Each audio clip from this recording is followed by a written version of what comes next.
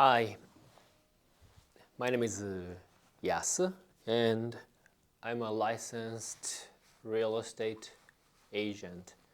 So there's just a lot of self-proclaimed real estate agent in Japan that you can see online. But I'm officially licensed and also registered. So today I want to talk about what's going on in Tokyo from licensed real estate agent's perspectives, because I'm doing a lot of brokerage and communicating with a lot of players in Tokyo, and different people have different positions in the current Tokyo real estate market. And one of the main reason for price to keep going up is because of the business model that some real estate company have, which is basically flipping. In Japanese, we call kaitori saihan. So what they do is they're a real estate company, they're the professional, they don't do brokerage, but they're the buyer and then seller. So they have professional knowledge about the market, whom they want to target for exiting the property that they acquire. So they keep buying ideal condos in Tokyo from their perspectives with cash. And once they buy them, they renovate the units and then sell it to potential buyers by adding profits and so on, based on how much they think it would be worth, and also the potential buyers are willing to actually pay. And this has been the major factors why property price has been increasing very dramatically in Tokyo specifically. And now it's not only in Tokyo, but Tokyo, Osaka, Kyoto, and then other major cities and so on. So if I follow their trend, whether which area, which price range, which property types they're aggressively doing the business, that gives me an idea that which area is getting a lot of attentions, or they're trying to make it attractive that a lot of people want it. That makes other potential buyers to want to buy the property because they feel that there's going to be a lot of opportunity as well. And also, the other one who need to decide whether they will continue to keep flipping the units there at a certain price range, or they decided to withdraw and then move to other area, which shows that in the specific area and a specific price range, they feel that it's already hit the market. There's no growth potential. They want to withdraw as soon as possible before anything hits them. And then with increasing interest rates for the housing loan and everything, I have heard many interesting trends which might signal something. So this is what I have learned toward the end of April. So first of all, according to them, they're really trying to get rid of all of the inventories which is in the price range more than 300 million Japanese yen, because people stop buying any condos that's more than 300 million Japanese yens. In 2024, 2025, people kept buying very expensive, luxurious condos, more than 300 million Japanese yen properties. So those flippers, kaitori saihan companies, were so active, try to just get those premium ones, even just paid more premium to acquire, put so much into the renovations, and then put so much profit on it, and then just put it back in the market. And then people bought those very expensive ones. Even those players, the kaitori saihan companies, were so surprised that they were able to actually sell it. And it just kept going up and going up and going up. But since the beginning of this year, they have seen sudden trend change, which is people start buying more than 300 million Japanese yen condos in Tokyo. And it became more obvious in March and in April. And they're just so in hurry to get rid of their inventories that's in the price range of more than 300 million Japanese yen. And they even say that we just keep decreasing the price by 20 million Japanese yen, 30 million Japanese yen. So if you happen to look for a luxurious condo and that would cost you more than 300 million Japanese yen, don't buy at the asking price. Negotiate the price, because unlike 2024, 2025, from sellers' perspectives, it's really hard to find anyone who's willing to pay more than 300 million Japanese yen to buy condo in Tokyo. So if you have that money and you want something luxurious, you're in control. You have a negotiation power. So don't buy at the asking price. Just use your positions to negotiate the price as much as possible, according to how much and how fast they've been reducing the prices in the price range. You may really get the discounts by 20 million Japanese yen, 30 million Japanese yen. So that's what's going on here. Another trend is that those flippers, the kaitori saihan companies, they already gave up on Bay Area in Tokyo, like Toyosu, Kachidoki. They said that just simply way too many inventories, no room for them to increase the price to enjoy the profit, even they acquire anything there. And by doing renovations, it's just there is no room left for them to make profit. And then the inventory has been increasing. They're so scared, so they don't want to touch Bay Area anymore. So which means is that if you're looking for condo in Bay Area in Tokyo, you might be able to negotiate the price much easier, because seller really wants to get rid of it.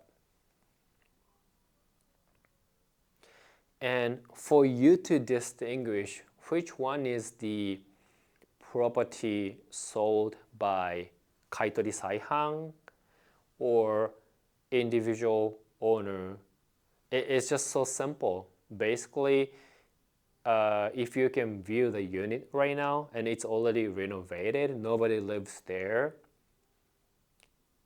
it's the Kaitori Saihan property. But if the current owner lives there, and then if you want to view the unit, your agent must to coordinate the viewing schedule with seller's agent because the current owner lives there. Either the owner wants to go out when you view, or they want to be there when you view. It needs to be coordinated. So when you view the property, all the furnitures the current owner uses, it's all right there. And then that's how you distinguish which one is the property that's flipped, or it's just the current owner wants to just sell it. So if you are looking for some condo in Bay Area in Tokyo, and you happen to view a property that's vacant but renovated, you might be able to negotiate the price. You need to still work with strategy with your agent if you really want that unit though. But in general, if you're buying it from Kaitori Saihan, there is a room to negotiate. So don't buy at the asking price for any units in Bay Area in Tokyo.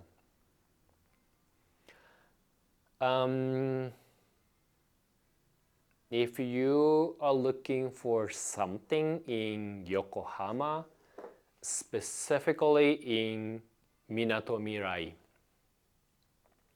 that's one of the beautiful, Bay Area in Kanagawa, Yokohama. I really love Minato Mirai. Unfortunately, there is not much space for you to negotiate the price because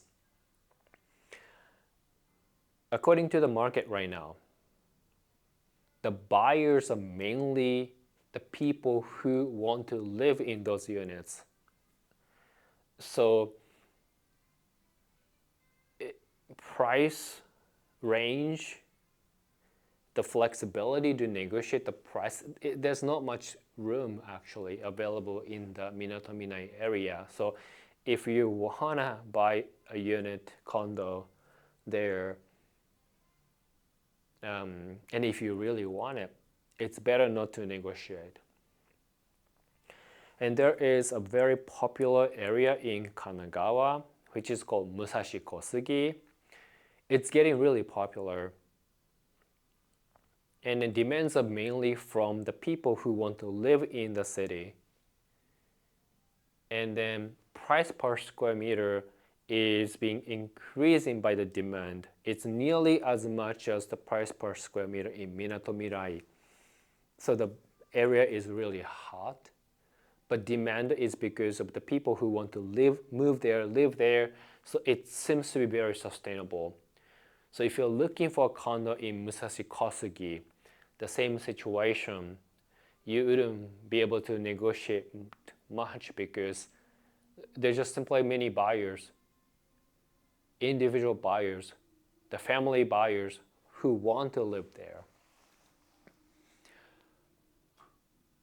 But does that mean basically like many inventories in Bay Area, not much activities on the price range for more than 300 million Japanese yen in condo in Tokyo?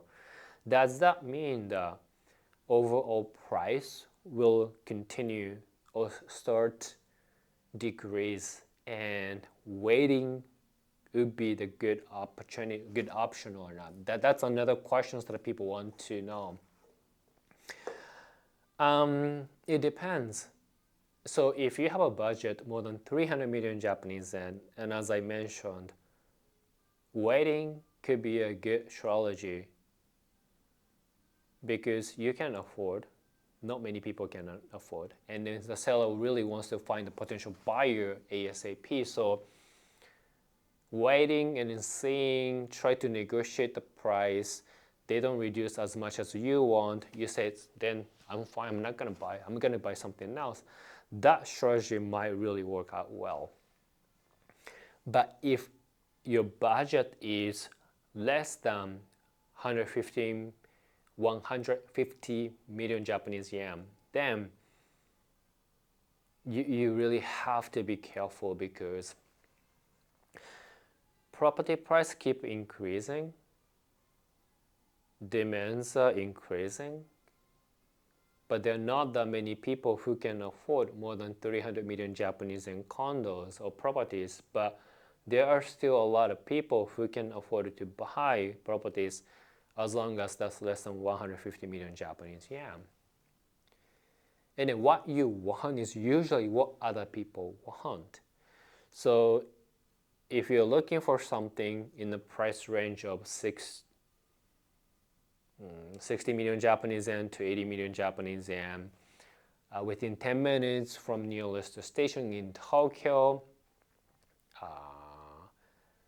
modern, not the first floor, above the second floor, hopefully it's facing toward the south. You're not the only one who wants to buy that kind of unit. Many other people want to buy it. So if you try to negotiate, but other people apply for it, making an offer, they are the one who's going to take it, who's going to have an opportunity to buy it. So in that price range, below 150 million Japanese yen, it's still very active. So unfortunately, if your budget is in that range, then you have to make your decisions as early as possible, as soon as possible.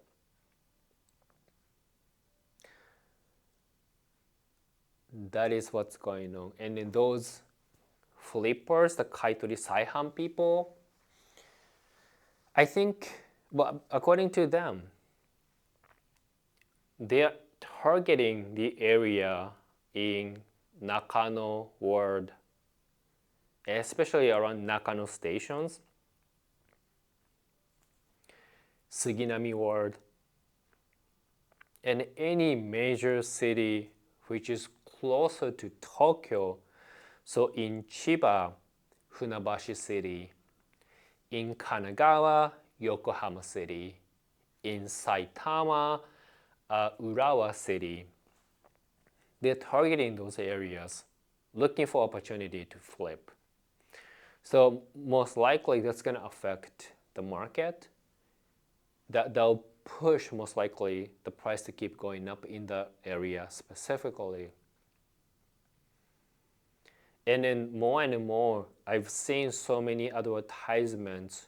It's like 53 minutes from Omiya stations. Omiya is one of the biggest stations in Saitama. 53 minutes away from Omiya stations. It's like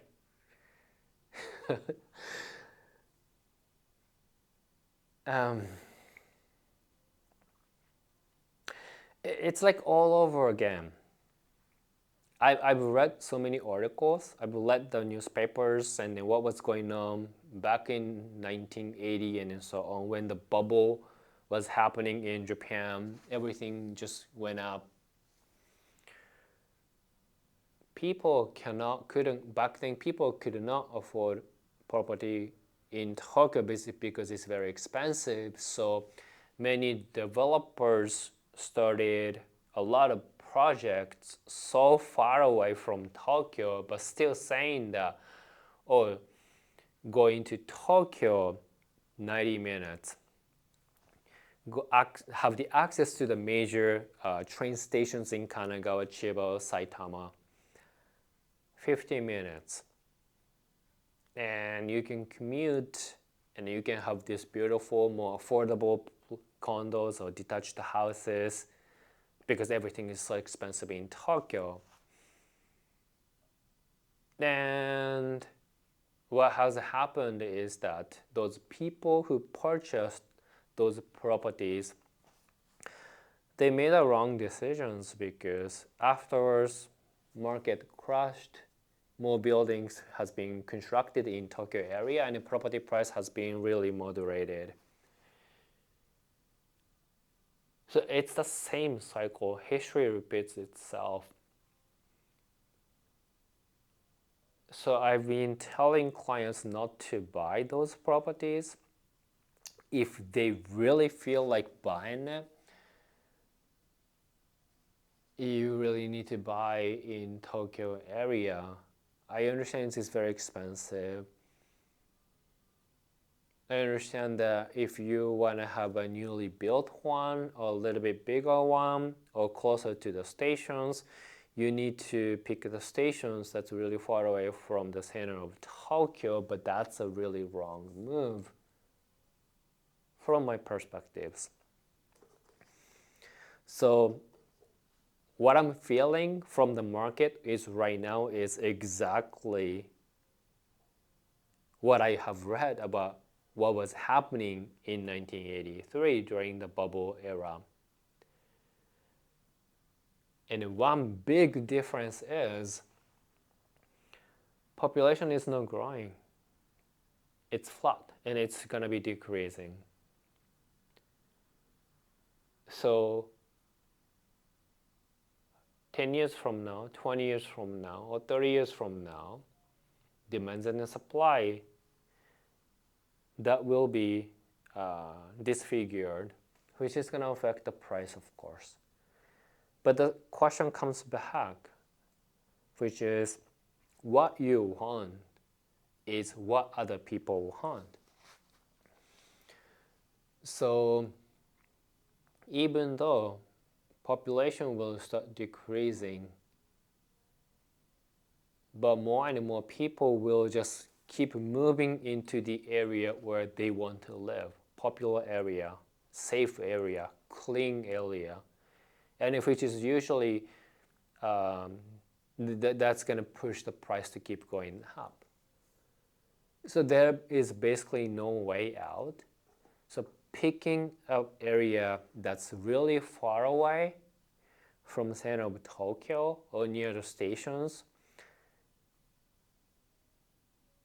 those are the area that's going to be hit harder than ever due to the population declining. So I know it's very expensive, and if you really try to get the budget and buy something in Tokyo, close to the stations, close to the center of Tokyo, you might be able to afford a smaller condo or older one. But based on the population, demography, and everything, that's what I recommend. Be okay with the smaller one. Be okay with a little bit older one. Don't buy anything that's far away from center of Tokyo or near stations. And other thing is the interest rate for housing loan is just being increasing. For the fixed rate for the home loan mortgage, it has hit 2.71%. And in 2 years, you may feel it's so low. But from Japanese perspectives, it's really high. Actually, it's the highest since 2017. Because even fixed one before like 2016 or 17, it's it's less than 1% actually. Fixed one, less than 1%. It's just such a good timing back then. And now 2.71%, highest ever. Even though BOJ couldn't increase the interest rate, but no one can control the interest rate. So there's a lot of pressure for the interest rate to just keep going up. And that's what's happening. And even floating rate, variable rate, it's nearly 1%. Before it was like 0.7%, 0.3%, close to zero. It's just so crazy. It was really crazy. But now everything is going up. So this will certainly affect market for sure. It's just we don't know when, because the cycle in Japan is much, much slower and longer compared to what happens in different countries. But it will affect the industry for sure, sooner or later. And then, just to make it simple, when the interest goes up, your borrowing power becomes weaker. Means you can borrow less. And since you can borrow less, you cannot buy expensive properties. And from the developers or sellers' perspectives, they must set asking price where you can afford. Otherwise, no one can buy it. And then from their perspectives, if no one buys it, no one can buy it, they will face cash flow issue. And then that's just going to be the major reasons why they need to make a decisions whether they will cut the loss and then move on. We just don't know how wider it will become. But at least right now, those professional players decided to withdraw their positions from price range more than 300 million Japanese yen, and in terms of the area, from Bay Area. And for Bay Area, basically, it's not only anything above 300 million Japanese yens. Basically, they really don't want to touch Bay Area anymore because way too many inventories for them to make profits. So it's just so many signs to keep in mind. So you need to come up with a strategy. Is waiting a good choice? I'm not sure. But if you keep waiting, higher interest will affect you before it affects the market. We just don't know how long it's going to take for the interest to high enough to hit the market. It can be by the end of this year. It can be next year. It can be 5 years from now. It can be 20 years from today. And then just for your informations, negative interest policy, the ultra interest, I forgot how to say it in English, but basically like keeping the interest rate below 0%, negative interest rate policy. The Japanese government did it in 2000, when is that?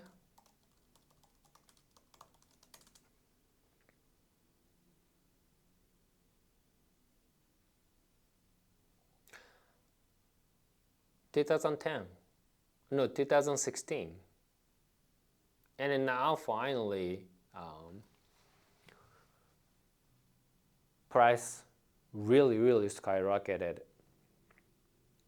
Before 2020 or so, there's not many activities on the price range. But everything really changes, especially in 2024 and 2025. It's nearly 10 years after they introduced the negative interest rate policy. So in Japan, everything is slow. But that's really what's going on. So please be careful, watch out, and paying attention to macro activities is one thing.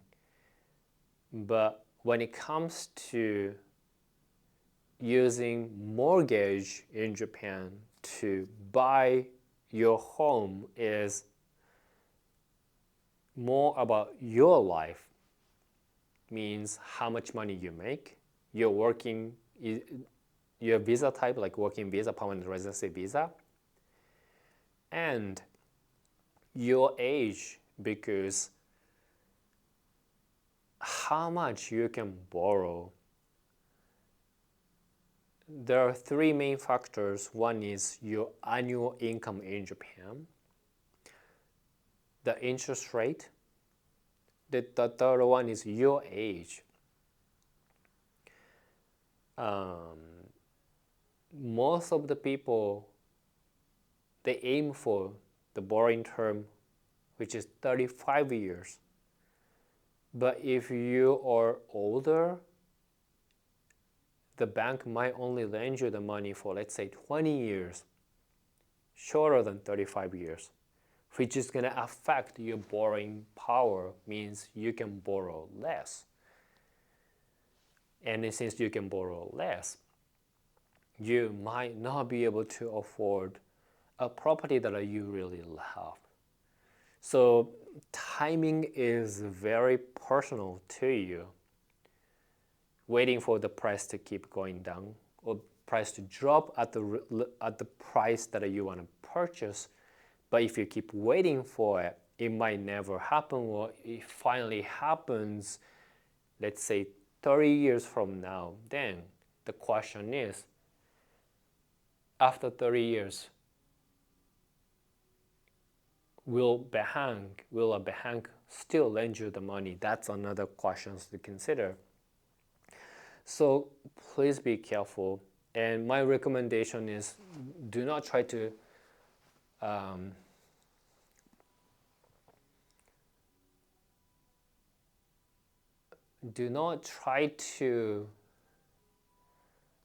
aim for the best timing. No one can really control. So once you start trying to figure out the best timing, everything is out of your control, and you have no control when it will happen to you or for you, or if ever it will happen for you. So it's better to focus on what you can control and then make decisions. And if you decide not to buy, don't have everything in Japanese yen, because Japanese yen is becoming just so weak, and it will only get weaker and weaker. So you need to really have some ways to convert your Japanese yen into something else. Using mortgage to buy property is one of the ways to convert the Japanese yen into real estate asset. It's one of the financial assets. Another asset is stock, bond. I don't think crypto is considered. Maybe gold. It's just, do not have everything in Japanese yen. That's what I want to say. So thank you for watching. For now, じゃあね。バイバイ。